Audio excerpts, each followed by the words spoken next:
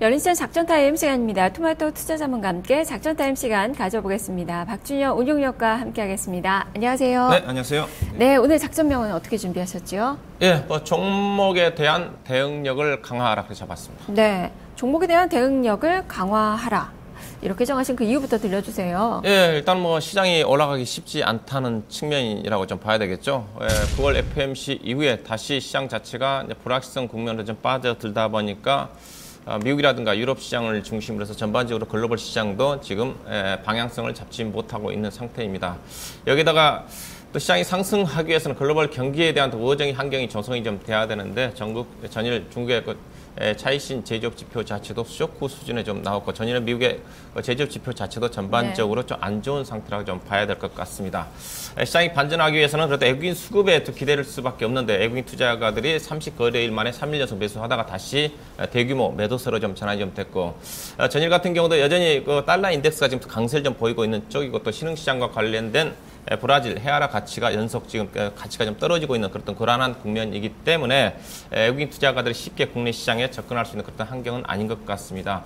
그렇다고 해서 시장 자체가 이미 어떤 불확실성 부분 자체가 완화된 또 국면이고 현재 또 중개 경기 지표도 안 좋고 또 글로벌 시장의 어떤 신흥시장 자체도 불안감이 제기되고 있는 그런 국면을 감안해 본다 한다면 당장 올해 안에 개인적으로 연준이 금리를 또 인상하기도 쉽지 않은 그런 분위기로 전개되고 있다는 관점에서 지수의 어떤 하방은 충분히 좀 지지가 좀 되지 않겠는가. 그래서 제한적인 지수의 박스권 등락 국면 속에서는 아무래도 지수의 방향성을 잡기 어렵다는 관점에서 지수보다는 종목 중심의 대응 전략이 필요하지 않겠나 그렇게 보고 있습니다. 네. 전체적으로 지수를 둘러싼 환경은 좋지가 못한데 그래도 하반 경직성에 대한 기대는 있다. 그래서 종목을 좀 보자라는 그 말씀이신데 그러자면 또 어떤 점들을 봐야 되는 건지 미션들을 살펴보죠. 네, 오늘 미션은 그런 관점에서 전략 위주로 해서 세 가지를 좀 잡아봤습니다. 첫 번째는 지수는 충분히 하방이 지지가 된다는 관점에서 주가 빠지면 사야 되는 거고 또 윗방으로 올라가면 팔아야 되는 풀랜드 푸시 전략이 좀 필요할 것 같고 시장 자체는 약간 보수적인 관점이 좀 필요해 보입니다. 어떤 수출주보다는 내수주 유지의 대응 전략이고 그다음에 대형주보다는 중소형 종목들 실적이 아무래도 많이 괜찮은 종목들이 있기 때문에 중소형 종목 좀 보셔야 좀 될 것 같고요. 그다음 세 번째는 아무래도 이제 시장 자체는 이제 FOMC도 중요하지만은 추석 이후에는 바로 삼성전자의 가이던스 실적 발표가 시장이 좀 되면서 프리 어닝 시즌에 진입을 하기 때문에 3분기 실적 호전 업종과 종목 쪽에 집중해서 투자를 해야 될 것 같습니다. 네, 자, 첫 번째 풀앤 푸시를 주셨어요. 네. 예, 일단은 시장은 전체적으로 불확실한 국면이지만은 전 지수는 충분히 하방이 좀 지지가 좀 된다고 좀 보고 있습니다. 전반적으로 이미 주가 급락 과정에서 불확실한 국면 속에서 빠져나갈 수 있는 부분들은 충분히 국내 시장에서 악성 매물 자체도 정리가 좀 된 상태고 미국 시장과 외국계 자금 자체도 지난 30거래일 동안 외국인 투자가들 집중적인 매도 물량 자체가 어느 정도 충분히 커버가 좀 됐다고 좀 보고 있는 쪽이기 때문에 지수는 개인적으로 짧게 본다 한다면 1950에서 1980포인트 정도 구간이고요. 조금 10월 달에 FOMC까지 본다 한다면 1930에서 2030포인트 정도의 그렇다 제한적인 박스권에서 머물 가능성이 크다는 관점에서 지수 1950포인트 단기적으로는 1950포인트 아래에서 매수하고 1980포인트 정도 올라간 시점에서는 비중 축소하는 그런 매매 전략이 코스피 시장 쪽이 유리할 것 같고 코스닥 시장 같은 경우도 크게 본다 한다면 650과 720포인트입니다. 단기적으로는 670과 최근에 고점 라인 형성됐던 695 라인에서 제한적인 박스권에서 흐름이 전개되지 않겠는가 봐야 될 것 같습니다. 네, 박스권 흐름을 전망을 하셨고요. 자, 그리고 매번 같은 말씀을 좀 해주시는데 수출주보다는 내수주, 대형주보다는 중소형주 이렇게 종목에 대한 그 뷰는 좀 달라지지가 않은 것 같아요. 네, 그렇습니다. 최근 이제 FOMC 이후에 시장이 이제 경기 관련 종목 쪽으로 시장이 쏠리지 않겠는가 그렇다 전망도 있지만 아직까지는 경기 관련 대표적인 국내 수출주들이 조금 전에 대외적인 여건 자체가 아직까지는 녹록치는 않은 것 같습니다. 중개 제조업 지표 자체가 가장 큰 요인이라 좀 봐야 될 것 같은데 전반적으로 지금 수출주들이 최근에 본다 한다면 전반적으로 좀 안 좋습니다. 올해 수출 증가율이 지난 8월 달에 14.7% 정도 크게 감소한 이후에 최근에 9월 달 같이 9월 20일까지 본다 한다 하더라도 수출 증가율이 마이너스 6% 정도까지 나오고 있는데 9개월 연속 지금 수출 증가율이 떨어지고 있다고 좀 봐야 될 것 같고 이에 따라서 국내 대기업들에 대한 매출액 증가율도 지금 보시다시피 지속적으로 하향 조정이 좀 되고 있는 것 같고요. 최근에 S&P에서 국가 신용 등급을 상향 조정을 했지만은 2000년도 이후에 2002년도 이후에 집계된 이후에 국내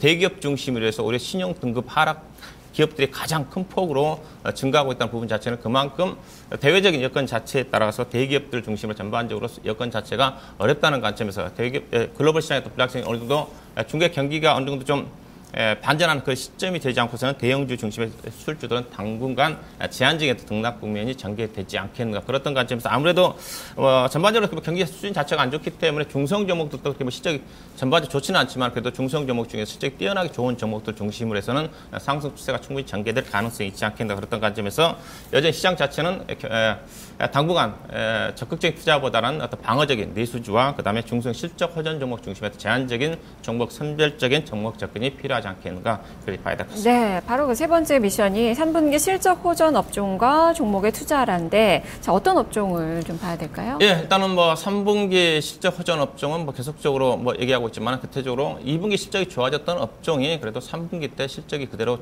좋아지고 있는 것 같습니다. 대표적으로 뭐 화학업종 같은 게 2분기 때 실적이 워낙 많이 좋아서 3분기 때 실적은 2분기 때보다는 몸이 시지만은 그래도 작년 동기 대비해서는 큰 폭으로 좀 증가 좀 되는 것 같고 주가가 좀 많이 올라왔지만 여전히 실적에 따라 약간의 하향 조정을 감안한다 하더라도 뭐 대한유화 같은 종목들은 PER 기준에서 5배밖에 안 되는 수준이라 좀 봐야 될 것 같고 그다음에 증권업종 자체도 실적이 꾸준히 좋게 좀 전개되는 것 같습니다. 최근에 NH투자증권 같은 경우 내년도에 순이익 자체를 거의 4천억 넘게 좀 보는 것 같더라고요. 주당 순이익이 그렇게 된다면 1,700억 정도까지 좀 나오는데 전반적으로 증권업종도 시장 자체가 유치 좀 되고 있지만 작년 동기 대비해서 크게 실적이 좀 증가 좀 되는 그런 부분인 것 같고 그다음에 이제 비철금속 같은 경우는 이제 고려양이라든가 일부 이제 하반기 때 풍산이 실적이 기대치가 올라가면서 전반적으로 실적이 좋아지고 있는 것 같고요.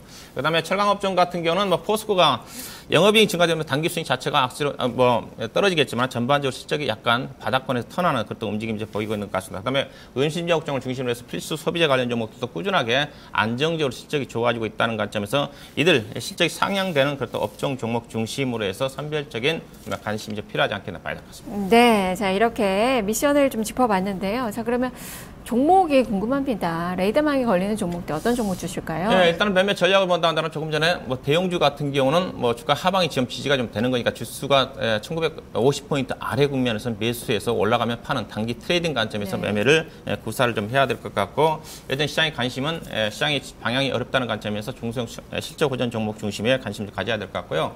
업종으로 따진다 한다면 조금 전 하학업종과 건설업종 자체가 실적은 안 좋습니다. 그렇지만 최근에 7월달 이후에 나온 선행 지표, 건축 허가 면적이라든가 착공이라든가 수주 건수를 본다 한다면 2000년도 이후에 대부분 뭐 사상 최고 실적을 보이고 있고 또 2분기 때 본격적으로 분양이 증개됨에 따라 가지고 3분기, 4분기 특히 내년도 1월달까지 실적이 턴하지 않겠는가 그렇다는 관점에서 뭐 GS건설이라든가 현대건설 뭐 중심으로 가셔야 할 것 같고 그다음에 하업종 중에서는 대한유라든가 롯데케미칼 그다음에 개별 실적 호전 종목 중에서는 뭐 AK홀딩스가 전일 뭐 제주항공 상장건이 좀 나왔지만 여전히 자회사들 자체가 내수 소비 섹터들입니다. 안정적으로 실적이 좋아질 수 있는 쪽이고 건자재 관련 쪽에 뭐 삼목, 에스폼이라든가 뭐 관련 또 종목 중심으로 선별적인 대응은 가능하지 않겠나 그렇게 보고 있습니다. 네, 알겠습니다. 말씀 잘 들었습니다. 네, 고맙습니다. 네, 지금까지 박준영 운용력과 함께 작전타임 시간 가져봤습니다. 자, 안내 말씀 좀 드릴게요. 12시 증시 타파 시간에 여러분의 포트폴리오를 진단해 드리는데요. 지금 전화 접수 받고 있습니다.